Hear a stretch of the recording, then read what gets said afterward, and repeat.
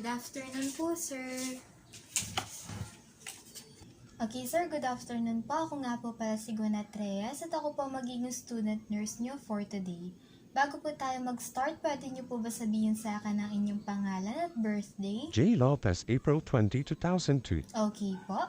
May I check your wristband po for verification? Okay, thank you, sir. So, sir, bago po tayo magsimula, please allow me to explain to you the procedure we will be doing today.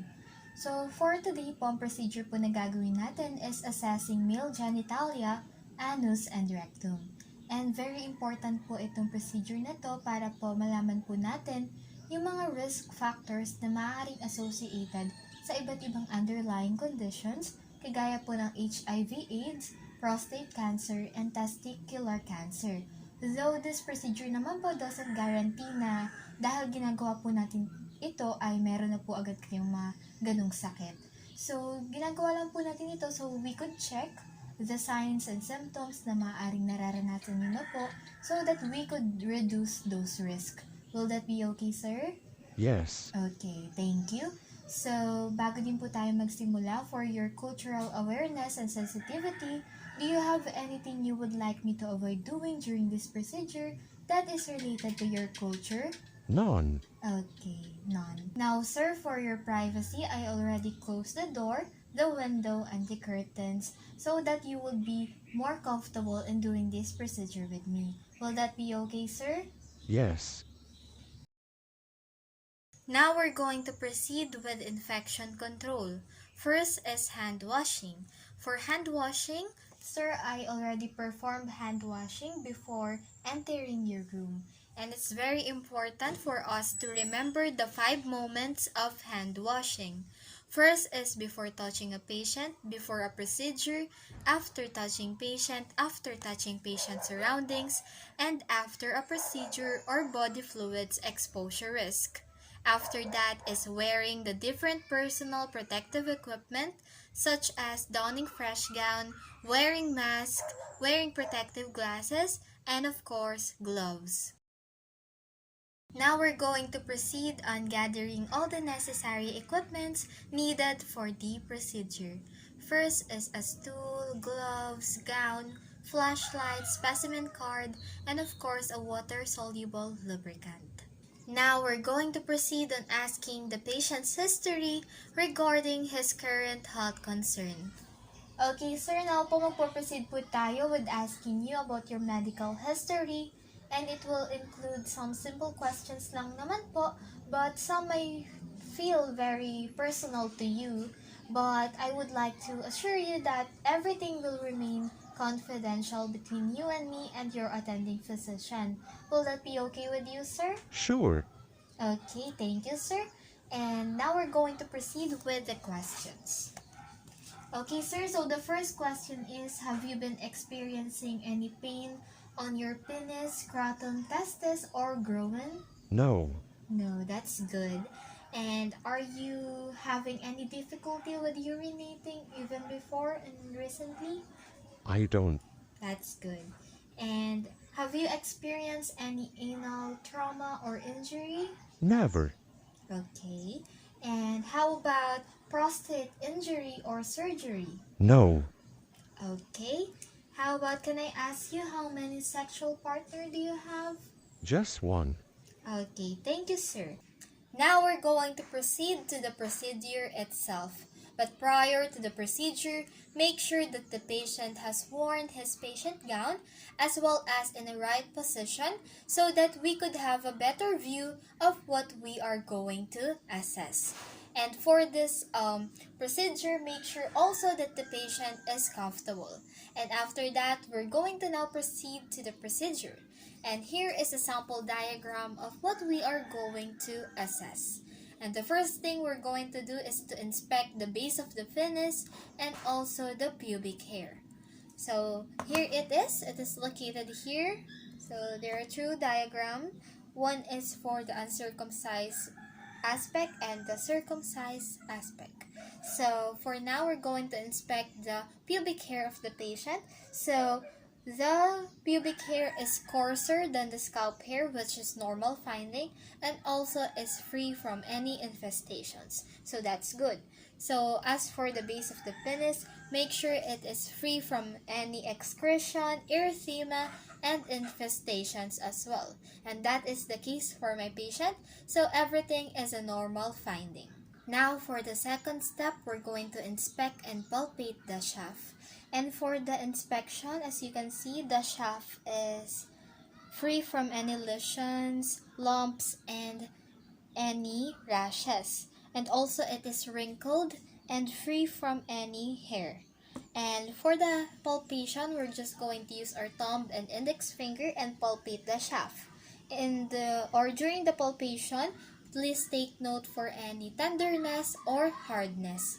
And also for the non-erect penis, it is usually soft, flaccid, and non-tender.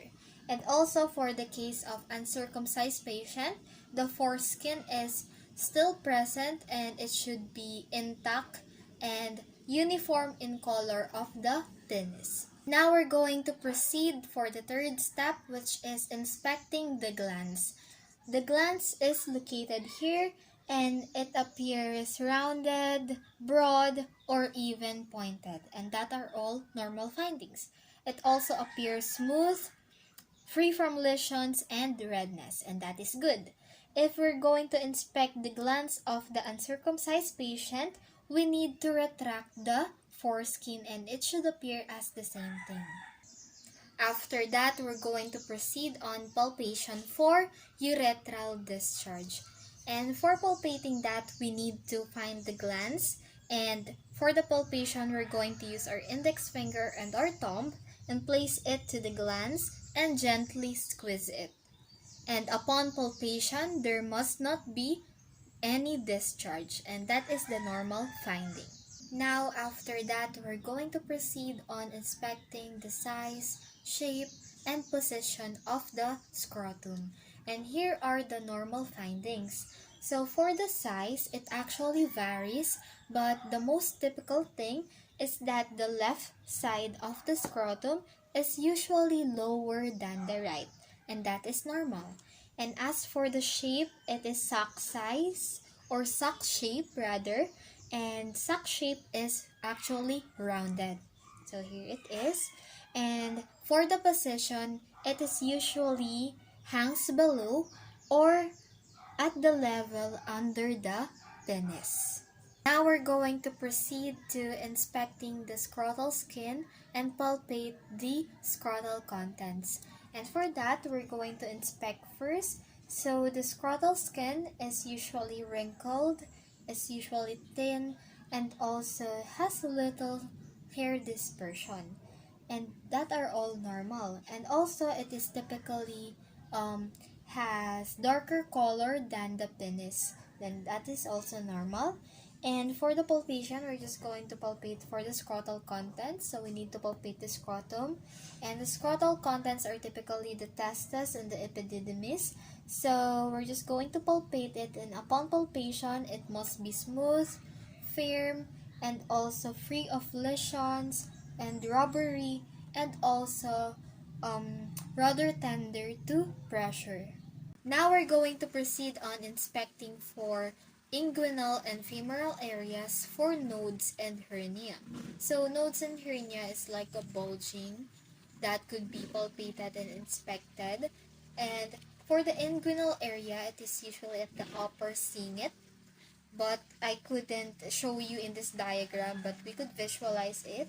So at the upper cingit, right or left, and then for the femoral area, it is usually located at the upper thigh, but also near the cingit.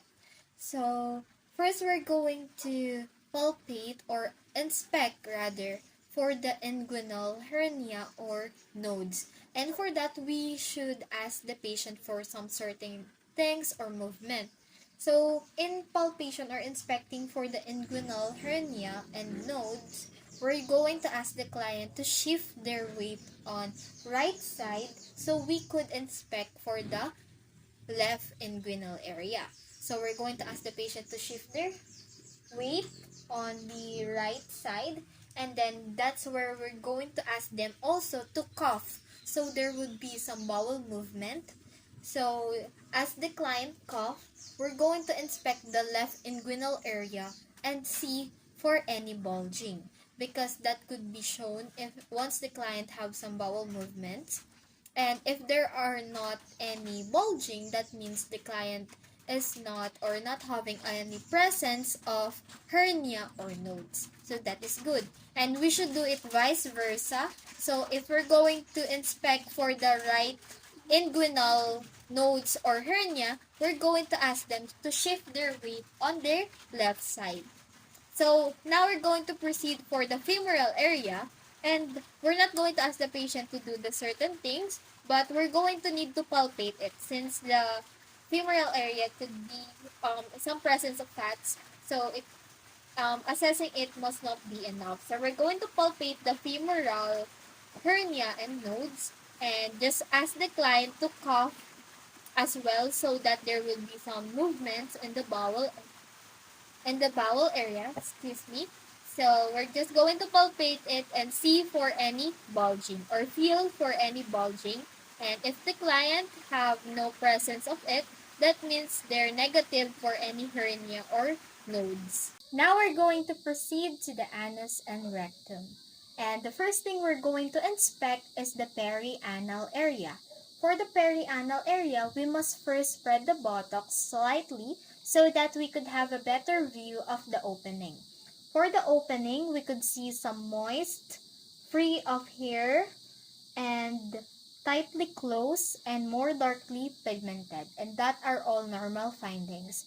And for the area surrounding the perianal, and it should be free of any redness, lumps, lesions, ulcers, and rashes. And also that are all normal findings.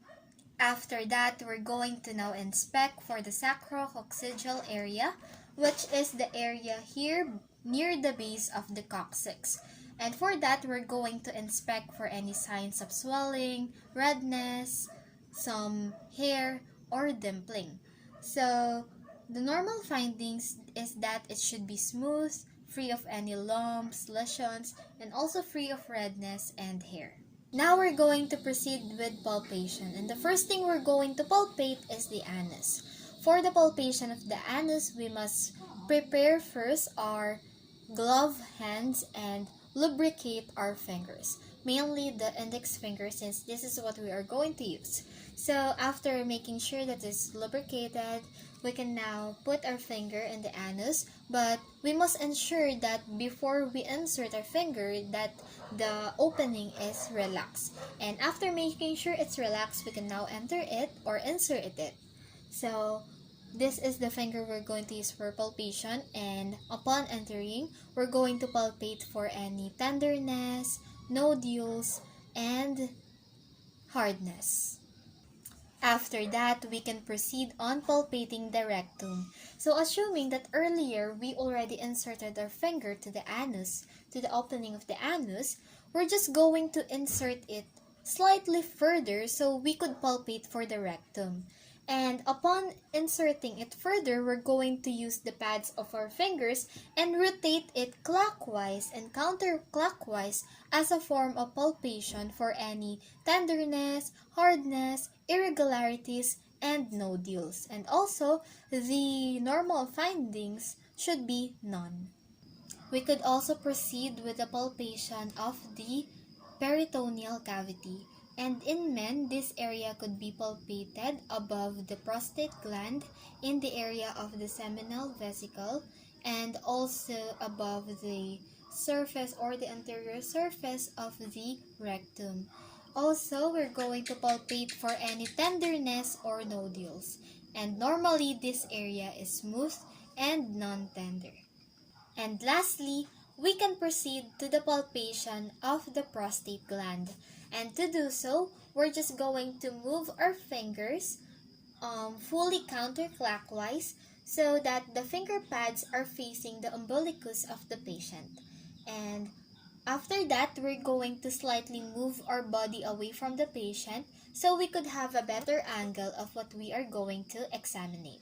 And after ensuring that or finding the proper angle, we're just going to feel the sulcus between the lateral lobes of the patient, and we're going to palpate for any non-tender and also rubbery, and also the lobes must be smooth and heart-shaped. So that are all the common or normal findings. So that's it. That is the end of the procedure. But first, we're going to assist the patient back to his normal position and ensure that he is comfortable.